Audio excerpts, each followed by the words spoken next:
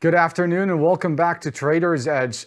For a while, we've now heard the Fed throw the message that they are going to keep higher interest rates for longer. Geopolitical tensions in the Middle East and even a weakening economy is usually not great for stocks. We saw that being reflected before corporate earnings, Q3 corporate earnings on Friday, but Monday we saw a comeback, especially after banks started to perform very well. So what next for the markets? Joining me now, Jake Wujastyk, who's the founder of Jake Wu Research. Jake, it's great to have you on the show, my man. Hey, thank you so much for having me. Awesome. I want to start with a few things, starting with the bond market. Lately we've seen a lot of volatility in that asset class, particularly with the messages thrown by the Fed. Some of them, the 2-year, 10-year, long-year bonds rallying and then dropping back down. There's a lot of uncertainty and choppiness in that market. What do you see and what do you think is next in the short term? Yeah, so, I think in general, there's a lot going on. You've got Middle East turmoil that's kind of, letting bonds catch a bid there for a second, at least on the 20-year. Now on TLT, I'll actually go to the chart here real quick and just focus on TLT for a second. There's a lot of things to consider when looking at TLT. I think a lot of people would agree that the bond market's a little broken right now. We're just in such an environment that the Fed has really not put us in for a very long time. But, from the 20-year bond, just prices of bonds, I mean, we're back to where we were back in 2005, 2007. As you can see, simply by just this horizontal line or zone on the chart, down to anywhere from around right about $80 up to around 85. That's your threshold for where we were back in the early 2000s up to around 2007, 2008. So, from a longer term perspective over the last 2 decades, pretty much, we're getting to historical lows here. So it's going to be very interesting to see if we can hold this area. On the shorter term chart, I think that there is definitely some reason to think that we've potentially bottomed here. One thing that I like to use a lot is simply just looking at a mix of lower indicators. Main thing that I use is the RSI, the Williams percent range, and the MACD. And generally what I'm looking for is just a confluence of all of these indicators aligning. So on the Williams percent range, the Williams percent range is essentially a highly sensitive RSI. It's generally meant to print divergence before the RSI. So the way that I like to use it is essentially the RSI becomes oversold. And really, it depends on what you're looking at, right? If we're looking at TLT right here, oversold conditions, like meaningful oversold conditions, didn't even occur on TLT until around 10 or 15. Your general oversold conditions for most assets is 25 to 30. When you're getting 25 to 30 on the RSI, you're getting pretty oversold. You can see here, we didn't really bottom back in March of 21 or in October of 2022. And when I say bottom, I mean even a short-term bottom for a few weeks, maybe a couple months, until we got in the 10 to 15 range. So you actually have to change the parameters on the RSI just to get a better signal of when this becomes extremely oversold. Now, the thing that I look for is the combo of the RSI being oversold, the Williams percent range printing divergence, essentially when you have higher lows on the Williams percent range, shown by this upward sloping pink line. And pretty much every time we had those short-term bottoms in the 20-year and TLT, the bond price, you can see here that you did have this divergence forming, and then you had the RSI confirming the overbought, oversold, in this case, oversold. You can use the same exact combo overbought as well. In this case, we're looking for higher lows on the percent range and extreme oversold conditions on the RSI. The MACD is the last part of this, but the MACD is always a lagging indicator. So generally, you're not going to see the MACD really start curling up until you've got at least a little bit of a bottom established. For now, we do have a higher low put in place from last week. So these are all still kind of signaling that we're probably going to get some type of reversal on the weekly candle. And so, 2 weeks ago. So we're on the weekly candle right now. So to me, it seems like we're either very close to a bottom or at least a short-term bottom. And the main upside level that I would first look at, generally, I'm not anytime I'm looking at the market, I'm looking at increments, right? So I'm not really looking at a target that's 20% above if I've got an upside target that initially we'd have to get through at maybe 5 or 10% above. So gaps are a big part of how I look at the markets. There is a gap on TLT right now. I'll zoom in here. And that's kind of the main thing I'm watching on the weekly chart here is this gap. And you'll see here that we would technically fill that gap up here right at 90.67. So right now we're at 85. That would give us maybe a little bit over a 5% move up. That would be the first level I'm watching. And then from there, we'd see if we can get any more upside. But as long as we hold a higher low here on TLT, I think we've probably bottomed in bonds for now. Now, TNX is also something that I'm watching. This is the 10-year note. This is kind of obviously your benchmark for a lot of this. And one thing I'd put here on the monthly chart is that we're getting close to a pretty big resistance zone that we saw back in 2007 and the middle of 2007, and then all the way back actually until 2006. That ranges from around 506 to 530. So that technically is still about 10 to 15% higher for rates that we could possibly get to. But I think there's a lot of variables in play that are really just driving this. But at the end of the day, that's why technicals are great. Technicals just keep you honest. You don't have to think about what if this, what if that. You really just go with what the chart is showing you versus just worrying about every single variable out there. Because if you do that, you're never going to be able to make a decision or come up with any type of thesis. Got it. Yeah, but absolutely the correlation that we see between the bond market, the strength of the dollar, and then the weakness of the equity market. We'll go into that in a bit, but I just want to take a step back and go back into corporate earnings, that very positive outlook that we saw from the banks. And then people or analysts are saying, we expect this to continue given the circumstances as well. Two big names this week is Netflix and Tesla. Let's look into them. I mean, Tesla looks a little bit of like with potential higher highs, higher lows, while Netflix has a bit of a dangerous price action. Is that what you see, or what do you predict next? Yeah, so I would say for Tesla, I mean, we're really in just a very kind of coiled symmetrical triangle here. So, symmetrical triangles are generally pretty neutral until you get a move. And of course, we're right at the apex of this symmetrical triangle as we go into earnings on Wednesday after the market closes. So, this is really, for me, the way that I'm looking at it is, yes, we've got higher lows, we've got higher highs, at least over the last year. You've got definitely lower highs here over the last 4 or 5 months, but for the time being, we still have these higher lows in place, symmetrical triangles forming. I think there's actually kind of a bit of bad news already priced into Tesla. A lot of people are talking about deliveries and all of that. And so the more that the market's anticipating, that could help price in any bad news that we're already having. So for Tesla, I would definitely say that, the chart is relatively neutral right now. I think it would be a little premature to say, do we go up? Do we go down? If the market can continue to get some strength here, as it seems like it is, I think Tesla would do well in a market that continues to move higher, because it's just a high beta name. It's extremely liquid and people like to play it. And so if we can get a move up in the broad markets, I think Tesla would perform pretty well here, especially if there's any bad news already baked into the price. It's always hard, though, to consider what is baked in, what's not. The way that sometimes I consider what's baked in and what's not is how often I hear it on social media. If I hear a lot of people commenting on some of my posts about, oh, Tesla's going to have bad numbers coming out, that generally tells me that a lot of people are anticipating bad news. And, if a lot of people are already anticipating it, if the markets are truly efficient, then you would expect that news already kind of baked into the price. Now, Netflix is definitely one that I think is a little harder to gauge here. Something that I was focused on over the last couple of days. One is just the fact that we did break down last week on Friday through this SR flip zone. So SR flip is essentially just an area where previous resistance flips to support. This area did flip to support over the last couple weeks, and then last week we finally broke through it.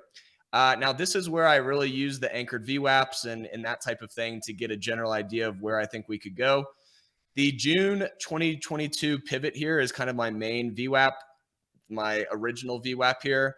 And this is something that Brian Shannon teaches, really using something called a handoff VWAP. So essentially creating another VWAP from the last candle to test that original VWAP. So the handoff is essentially the last candle to test the original VWAP. You can see here that candle is from October of 2022.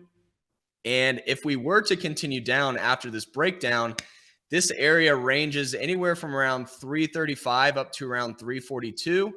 Interestingly enough, if you look at the daily candle and we go to Netflix, you'll see here that we do have quite a wide range of where we could go with earnings. I think the main thresholds that you'd want to focus on here are the pivot VWAP from the September 11th pivot. So essentially, I'm just creating this VWAP and I'm creating a zone, right? So the original VWAP is the actual VWAP is at 386.88. However, you can see here that there's a few times here that price did not get exactly to the VWAP, but it did bounce right below it. So I usually like to add an offset. So in this case, I'm just creating another VWAP. In this case, this is a 1% offset. And that offset is really just a function of these wicks that didn't get exactly to the anchored VWAP, but it did reverse kind of right within that 1% area. So if I were to just identify some boundaries where I think price could probably go after earnings, I would say one, this VWAP zone above ranging anywhere from around 384 to 386, 387. And then on the downside, you do have a gap below that fills at 341.38. And that's actually right in line with what we just went over here with this VWAP zone from the October 2022 pivot. So downside, I would say 335 to 342. If we do get a surprise move to the upside, I think that pivot VWAP from the September 11th reversal from 384 to 387 would definitely be an area to watch to the upside. And if you're playing options, you can always use these as kind of thresholds for any type of spread you want to do or anything like that. So it is good to know, what is the potential upside? What's the potential downside? One thing I'll mention here, even on the daily chart, is you do have a little bit of a bear flag forming here over the last 3 days from Friday, Monday, and Tuesday. We're doing this on the 17th of October. But when you're going into earnings, you can have a perfect technical setup that gets blown out of the water. So right now we do have a bear flag on Netflix, but that it can't be taken as strongly as if we weren't going into such a binary event like we are this week. Absolutely. I like what you said. You can set up yourself technically and something comes out of the blue. And we know the impact of these stocks and their weightings on the major indices. Let's move into that one. I want to start with the S&P, or specifically even the NASDAQ and Dow Jones. On Friday, we saw a lot of weakness just right before corporate earnings. That came in positive. We just spoke about that one. And today, and even yesterday, we saw like the market's just trying to sort itself out and almost continue that current uptrend across all the major indices. But starting with the S&P 500, do you see it rally up to the 4,400, even 4,600 in the next few days, or what's next? Yep. So I'll go over SPY real quick, and then I'll go to SPX quickly after. Pretty much the same thing on both. You do have gaps above. Interestingly enough, the September 14th pivot zone has acted as a really nice area of support over the last several days. That's also paired with this previous support zone that we saw way back in the original pivot was in August, and then the other pivot here that creates this zone was in June. So you can see here that these two areas, these two support zones, one, the pivot from June being the lower part of this zone, and then the pivot, the very bottom of this candle from August, creates this zone from around 431.25 to 433. So until we break below the 431.25 on the daily chart. So, I generally am looking at the markets in more of a daily, weekly, monthly time frame. So unless we actually get a daily close below 431.25, intraday to me doesn't matter. And as you can see on Friday, it didn't matter either. We actually broke below, but we still closed above both the VWAP zone and this horizontal zone. 431.25 is definitely the line in the sand for a daily close for me. If we break down below that, I think we could definitely see lower, maybe the retest of the 425, 426 area. But the main upside level I'm watching is 438.43 on SPY. That's where your gap fills. If we go to SPX, pretty similar here. The main thing that I would mention is this VWAP from the September 1st pivot has been resistance for the last week, and we're finally starting to break above it today. However, the day's not over. That's something you definitely have to consider is when you are looking at these daily candle validations or invalidations or confirmations, intraday is great. You can get an idea of if we're potentially going to break above this area, but overall, until we close above this area, possibly today, then it's not going to trigger for me this gap that fills at 4402.21 until we get a daily close. Now, sometimes you can just get an absolute huge move to the upside and just break through all these levels and hit them before the daily candle closes. And then sometimes you'll miss an opportunity if you are waiting for that daily candle to close. But a lot of the time you can get so whipsawed, especially in this type of market, it is sometimes better to wait until the last 30 minutes of the day to see, okay, are we likely going to break above or close above this level? And then, going into the last 30 minutes of trading, you can start making some moves into the day ahead. But yeah, I think the gap at 4402.21 on SPX is definitely what you want to keep an eye on. A lot of the time, I look at these gaps as one, targets, but two, potential levels of resistance. So if we do break above the top of this gap at 4402.21, I think we could definitely retest the kind of pivot here from early September, which ranges from around 44.30 all the way up to around 44.45. So that would be my next target above if we close above the top of that gap at 4402.21. For NASDAQ, I do have just the Qs as a proxy here. I didn't write up a chart on the NASDAQ, but you can definitely use this as a proxy to get an idea of, overall what the index looks like as well. Right now, we're kind of at this pretty strong level of confluence. You have this previous pivot that we saw from September 7th. Interestingly enough, the Qs are definitely front running this market because we just talked about SPY and SPX getting up to this pivot if we get above the gap. Well, the Qs have already tested this area and they're already pulling back from this zone, which has acted as resistance. But you can see here as well, this diagonal zone is also acting as resistance. So you have a confluence of multiple areas acting as resistance. When you have a confluence zone, that's important because you have multiple different market participants all seeing something similar. You have horizontal traders looking at horizontal zones that are potential resistance here. You have diagonal zone traders who are also seeing potential resistance here above. And so until we can really break above the top of this diagonal resistance zone currently, and remember, anytime you're looking at a diagonal trend line, diagonal zone, it's a function of the slope, right? So like each day going into tomorrow, the top of this zone is currently right around 373.50. Now, if it takes a week or two to test this zone, then that trend zone, the top of that trend zone is going to be around 372.75.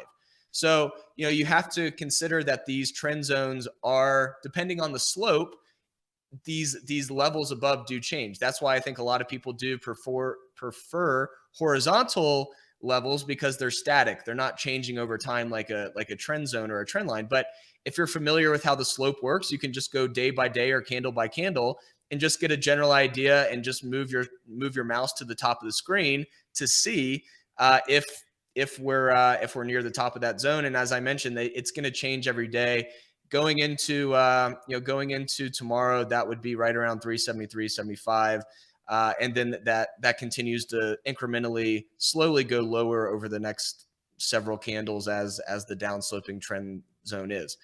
Now, same with Dow Jones. I'm mainly focusing on XLI. That's kind of the main thing I focus on here for industrials.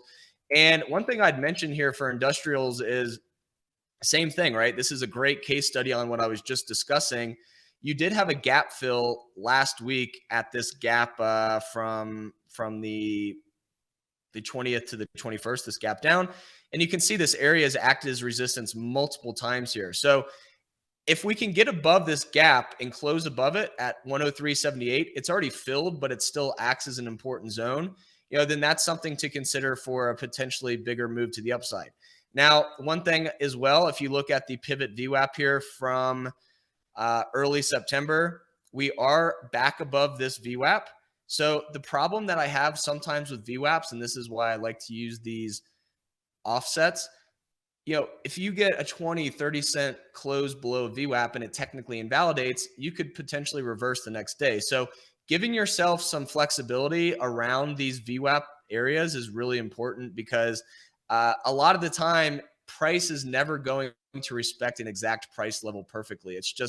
That's just not how the markets work. And if something is tagged perfectly and reverses after, it's generally just it's generally just a coincidence. Now, if we look at the weekly chart, this is where things look a lot better for XLI. We're simply just bouncing off this September 22 reversal, and this is an area where I do have that VWAP zone here. So you can see here, you had a pretty solid setup, not only with price respecting this VWAP zone with the hammer here, but if you look here, you also had the Williams percent range signaling oversold conditions, which was really a crucial reversal signal in the past. So if you look here, anytime you see an orange box pretty much connected with the orange box related to price, you'll see here that anytime that the Williams percent range got below this threshold of negative 80, then that was when you really wanted to get an idea. Now,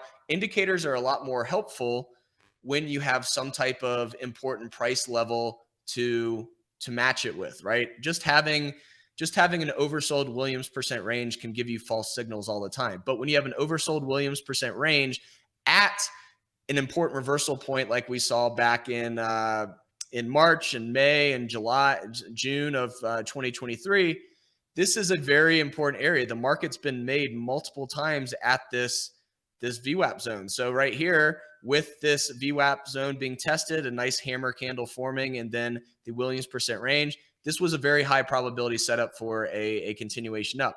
Now, going into the future, we do have this diagonal trend zone that will be pretty important to get through here. And that is currently really right around 105 up to around 106. And as I mentioned, that's just going into the next week. If this takes a couple weeks to continue up, this zone could technically change, but this isn't a very steep sloping line, so you're not going to have the big differences like you would if you had a much steeper slope.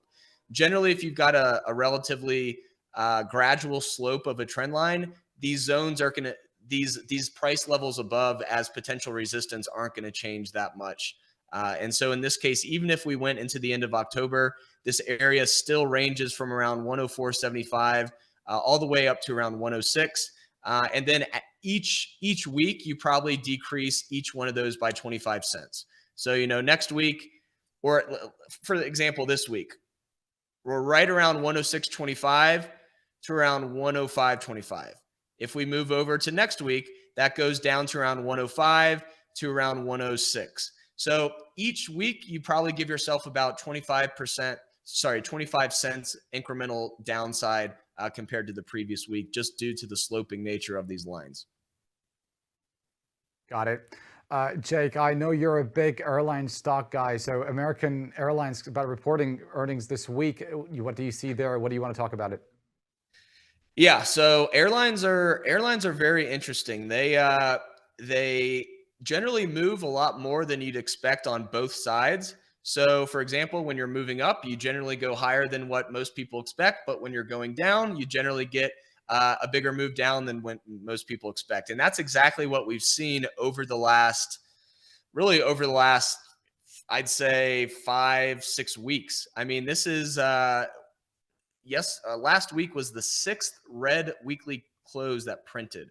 And finally, interestingly enough, this is kind of the ideal setup that I would like to see into earnings, because when you have such a big move down like this, there's a lot of bad news priced in.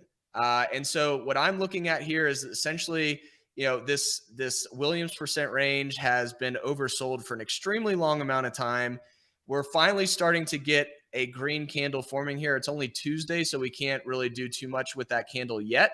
But I can tell you one thing, as long as earnings aren't just a massive disaster, I really think you're going to see most airlines probably bottomed here. I know I went over a webinar a couple weeks ago and said that airlines probably were likely to bottom within the next week. Of course, the Middle Eastern issues arised, and airlines capitulated that Monday after that happened. And so I think I could have been a couple days off, but I do think we're very close to a reversal here in airlines. The main thing I think a lot of people want to see is for oil to start dropping. I mean, oil is a huge expense, a part of airlines in general, a part of their expense kind of structure. So if we can see oil finally start to pull back a little bit, which is hard to think about when you've got the Middle East crisis going on. But if we do get a pullback in oil, and if earnings are just nowhere near as bad as what price action's been the last pretty much month and a half, I think we're pretty close to a bottom here on United. There is a gap above. That would be my first upside target for United. That gap fills, I think, right around 44.50 or so. So in this case, 47.33. The VWAP, the gap down VWAP is around 42.27 right now. So if we do get a move up, the first thing that we'd want to see is a break and close back above this previous support zone. So notice here that we did close below this $40.43 to $41.50 zone. So now we're essentially just retesting that zone after breaking down. So that could be just a simple SR flip, support turning to resistance or resistance turning to support. In this case, the previous support would turn into potential resistance up to around 41.50. But if we did get some type of nice earnings move this afternoon into tomorrow, the first main level that you'd want to watch here is around 42.25, which is essentially just the VWAP from the gap down that we saw on September 13th. And this is something that Brian Shannon taught me. You definitely want to anchor VWAPs from gap downs, important reversals, important earnings events. And so yeah, the first area that I definitely watch is, and I would just give this a zone, right? I would call it 42.25 to 42.50 on potential upside.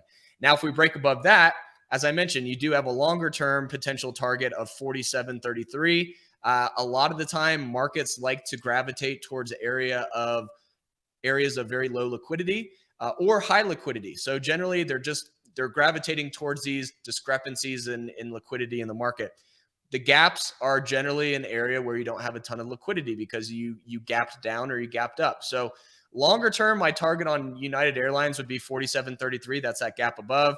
And in the very shorter term, the VWAP, the gap down VWAP from 42.25 to 42.50.